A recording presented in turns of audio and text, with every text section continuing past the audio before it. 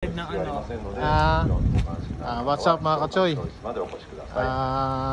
Dito po kami ngayon sa sinasabi ko kahapon na pangalawang school na exam ng anak ko. Ayan po yung pangalan ng school. Ayan. Malapit lang din po to sa amin. Ayan yung anak ko, kaya tapos lang. Ayan. Ayan, exam dito. Ito daw yung mataas ang passing grade eh.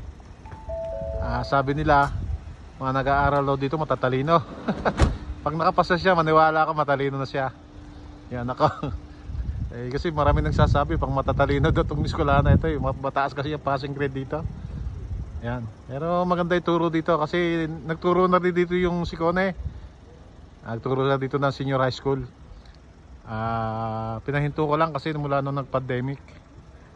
Tsaka yung anak ko, yung maiksi yung oras sa ano school, kaya sinusundo niya pa, kaya siya sumusundo, kaya pinahinto ko muna. Pero pagka malaki na si Isi, baka bumalik siya dito sa pagtuturo.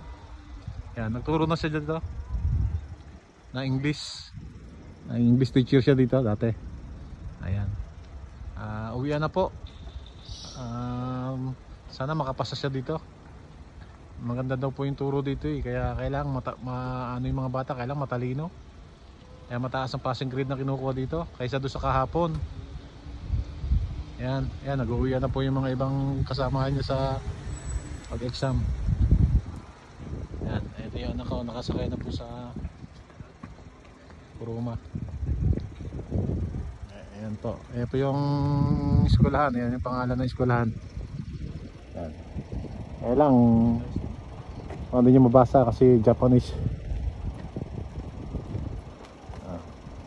Nag-uwi na po, tapos na po yung parang interview nila, bakit sila dito gusto mag-aral. Parang kahapon no. Ayan. Ayan yung paligid, nasa bundok din eh. Malinis din, malinis eskwela na ito. Ayan, malaki din. Medyo malapit din to sa bahay.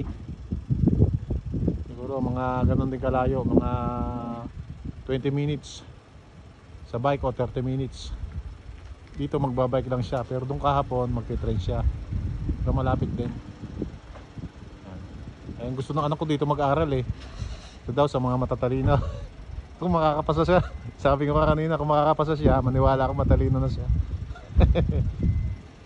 Sige po mga kachoy, uwi na po kami. Maraming po salamat sa inyo. Isnare ko lang po itong eskwelahan na isa sa pag-examan niya sa isang buwan ba o sa susunod na buwan.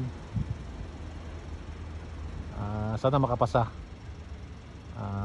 Thank you mga kachoy, salamat po, bye bye.